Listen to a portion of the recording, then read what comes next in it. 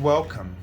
This is Barry Jones from Angelic Wisdom, and we're here for our monthly Angelscope for the sign of Sagittarius for the month of September 2022. So before I begin, I'd just like to welcome everyone who's returning to this monthly series and to also welcome anyone who is new to our community. I'd like to invite you to participate in all of the following ways. Make sure that you first subscribe, check the all notification bell, like, dislike, and leave comments. It's really important that I've been trying to encourage everyone to create a community by saying hello, identifying yourself in any way that feels good to you. Maybe you can tell people what it is you do that might help you to connect to people who are like you online, and you might have a lot in common, and you might find how the messages relate to you together. And it's just a wonderful experience because I know I'm the one that's sort of channeling the messages, which I call in the I am presence of every person here. So it's the information that's coming through is from our collective I am presence, God, and your angels. However, although I fulfill that by showing up, but you complete it in an important way. I've noticed that people really have extraordinary gifts and abilities and wisdom that can expand the reading for each other and really create that sense of community. So please feel free to join in. Also, if you haven't had an opportunity to watch the general monthly reading for September, please do. You don't want to miss that. I feel like something really important is unfolding, and it came out, and I think it's going to be amazing for you to hear. So I'm going to put a link in the description area below the video. It should be the first one you see, so you can watch it now or whenever you're ready. The other thing I want to make you aware of is, as this is my 10th anniversary on YouTube, I've offered my first time promotional angel reading offer, which is my discounted hourly rate. You can receive this everyone unlimited this year. So if this feels like a call to you, or the other readings that are there might be more suitable to whatever your needs are, that is available to you. Also, for those of you who have over the years asked to support my channel financially, this last weekend, I think, or the weekend before, was the first time I posted my PayPal Me link, which you will find in the description link below, or the description area below this video, along with my current website, theangelschool.com, and in the future, my new website will be angelicwisdom.org. So there's those options there. Please know that whatever amount you just can contribute is greatly appreciated, and nothing is expected at all, okay? So it's just your free will. And finally, I'd like to go over the format of the cards here. So the card in the center represents the archangel that you'll be working with in this month, Sagittarius, that you might find helpful to you. Also, for the cards on either side are messages from your guardian angel, and this card will be from the Major Arcana, highlighting the major themes, the major lessons, energies and influences that is shaping the month that you're experiencing, which it'll be more apparent in the Minor Arcana because it represents the day-to-day awareness. And so this will help us to see what are the side effects of this and how to work with those opportunities that are unfolded in your life. All right, so let's take a deep breath together.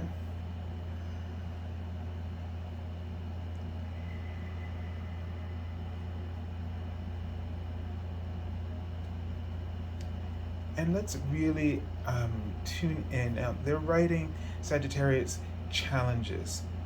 Okay. They're also writing the word peace. And what I'm actually feeling is that you're going to learn an invaluable lesson about choosing to focus on peace rather than challenges. So challenges is just a state of mind, it's our perception, right? Um, there are things that are not a challenge for us, and there are things that are. But it's our compassion that creates the difference when something at first is unknown to us or unfamiliar.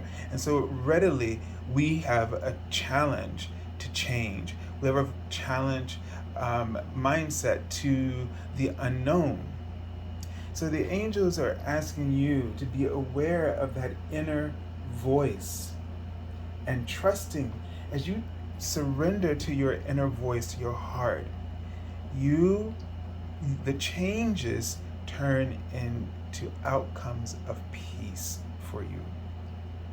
And they wrote the word emperor, which gives me a sense of, being challenged by your own authority, which you might find as a side effect that you're challenged by other people's authority or people in authority over you. You might find it intimidating. And so therefore you find it intimidating to assert yourself. And so the thing is that the energy of the emperor, there is a thing to tend to want to dominate or be in control, right? So we use this sort of toxic masculinity to women and men. When changes are unfolding, we get ready for war. Instead of, why not get ready to make peace? Why not assume that the universe would never lead you anywhere that you are not going to thrive? You're not just there to survive. And it's that survival mentality that keeps dredging up this toxic person characteristic within ourselves. If you were focused less on just surviving, and if you really understood what that meant to your soul, or meant to you in your mind and your concept and how it triggers your ego, you would give that up and start assuming that the universe is bringing an opportunity that is going to bring deeper levels of peace, because you are going to have opportunities to now thrive. And in that process of thriving, in that process of peace, the experience of peace does not mean that there will not be contrast. They wrote earlier diversity. Well, there's going to be lots of diversity so that you're not bored. But because diversity implies that it's other, then it's different from your traditions, different from your likes and so forth, that your immediate reaction is one of challenge. They also showed me the angel number 950, a little bit earlier. So the number says God is helping you change your work life for the better. So this is hinting at something in your work life. There's some changes and this could be a change in approach in how you do your work. It could be a change in your approach at your work in terms of being more assertive, being standing in your power, not because out of fear that you think of dominating, but you think of expanding. Instead of dominating, think of expanding. You might say to yourself, well, I'm doing the best I can, but expand that best and make it even better. If you are working really hard, then expand the way you do that, so that maybe you make some changes in how you interact with others in your job, for an example, or you make some changes in things that you go for. So, where you're working and how your focus may be so localized, and there's so many other opportunities if you would expand yourself across the landscape of opportunities available to you in your job, like taking up on a supervisor role in a particular project. Things that you would not have been doing because you've been kind of constraining yourself in a way. Fear of authority, fear of responsibility that comes with that. Thinking about supply and demand. I just saw the word supply. But maybe you keep thinking in limiting ways about that. All right, so let's take a look at the archangel we'll be working with for this month. Okay, and so you are working with Archangel Jessisa, so you should definitely watch the reading for the general reading, because this was the archangel for the general reading for all of us. And Archangel Jessisa, and this is, I just realized as I just done all that, what I just said, she's the archangel for me of networking. One, because she works with the universal cosmic grid, the network that sort of closes the gap of communication throughout our entire universe and solar system. So Archangel Jessisa, when I called on her to help me with something, it connected me with the right people I was looking for. So this is an opportunity for you to network with the right people. And when you call in Archangel Jessisa, and all of these crystals here, and I have some others in my pocket that are similar, because they have this energy of the black and white and the silver, because of the earth star chakra. So the earth star chakra is a chakra that she also works with, and it helps to ground you into your divine blueprint for your purpose on earth at this time.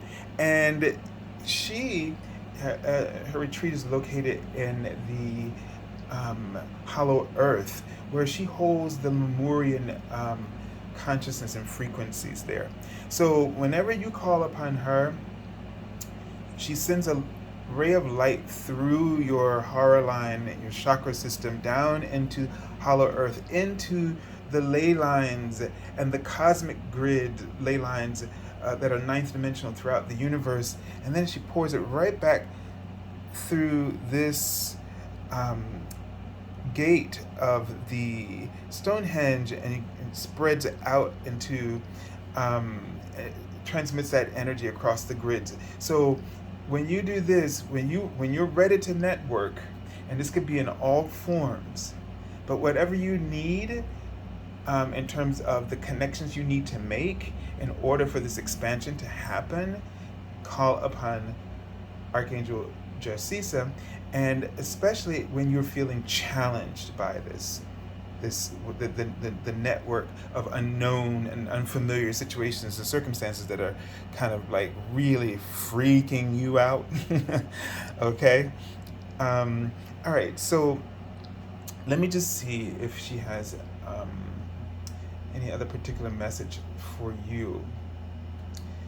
Gosh, I just see like this book, and it looks as if the book was sort of being held down by some kind of like on both sides. It's almost like it pinned the book down to this platform, so like the pages wouldn't move. But that just seems excessive, right? So I don't know if there's a feeling of being rigid, and here's an open book, but you're being rigid, closed off to it. You don't want to turn the pages. You got the pages bolted to so it's like you're living this story, the same story over and over again. She's writing is a very sophisticated kind of illusion or ego trap that one sets up, so that they're always, if you find yourself reading from the same playbook, like you go in and you do the same thing every day, you decided, like, I'm just going to stick to the playbook. I'm not going to get involved. I'm not going to do this. I'm not going to do that. I'm not going to do this. Then you've made this kind of vow in your life, which is why you are stagnating. That's why, like, every time you try to bounce off of that page, you get knocked back. Like you try to lift up that page, and that those bolts won't let that paper up. So if you're feeling like now you're tired of this, and then you try to turn the page to go to a new chapter, to start a new part of to continue the saga of your life, and it won't go, it's because you made this vow. So you're going to have to start spicing up your life, exposing yourself to people and things that you don't normally do. The stuff you said, nah, that's not me. I like my things this way. I like my stuff this way. I like this. My coffee. I like my TV show. I like my book. My thing. My. Okay, well then you've nailed that coffin shut on on those bookmarks. So let that kind of thinking go. And let it go by your actions. All right, let's take a look at release. So you got this big thing, so there's a way out of this vow. And it's to let it go, release it. But of course, with release comes forgiveness, right? Because you gotta forgive yourself for the way you believed, that you thought this way, because it kind of hurts when we take ourselves, when we try to limit our creativity, we try to limit our heart and just shut the book in that sense, and no movement, no experiences. I don't want to be happy. I just want to do what I know what to do. I just want to be a robot. And you can let that go by starting to enliven yourself, enliven your heart, allow yourself to be inspired. Find the things that you're passionate about. It'll stir you from within, stir up the change, stir up the changes within your habits, if you will, okay? And then you'll find yourself getting really excited. So it's a time for rebirth. It's time for this chapter to end. It's time for you to be free here. And so you're going through a major transformation. And that's the energy that you're bucking against. Okay, but good news here, things are going to start to fly, right? So once you make the decision to release, things will sort of just like shoo, and so for some people that is a little frightening too, right? But you know what? It's like I'm scared of heights. I'm scared of like sliding boards, because it's like the sense of loss of control. You call it roller coasters. Ugh, can't take it. I don't understand how people can just, but it's that sense, right? So you're either going to just, which is what I would have done, and I'm very good at it, just clenching my teeth, going down the roller coaster really fast. Or you could be like the other people, be like, just scream it out and just to find, enjoy it, the pain until it becomes exhilarating, so to speak, of the uncomfortability of the experience, until you find it thrilling. And it's all because of expectation. I was listening to my tarot teacher, Biddy Tarot, and she had a Instagram where she had dunked herself in a bucket of ice, and she was talking about the first time she yanked her, foot out or whatever, and then she submerged herself, and she said every time it there was all this expectation or assumptions about what it was going to be like, so that there was so much rejection of the experience. But each time that she went in, she noticed how her body kept accepting the experience, until she was completely submerged in this bucket of ice and in total receptivity. So it's a process, but you're going to have to challenge yourself by putting yourself in a position to get used to that unfamiliar territory. So things have the potential to really move, and I love this example, because it is as if you step out of the paradigm of an old world, right? Of the world, and you step into the fifth dimension, right? So you're kind of leaving this three-dimensional society perspective and sort of tapping into that fifth dimensional aspect. Now, go back and watch the general reading, because the full explanation of that, what I just said, will be there for you. So you have to. All right? So they're writing the words like responsive. Just be responsive, Sagittarius. Okay? You've done enough studying. Maybe that book is also about like you've studied the playbook, you know it backwards and forward. Time to learn something new. Okay? They're writing the word expansiveness, expansion and expansiveness for you. Being. All right. Love you and God bless you.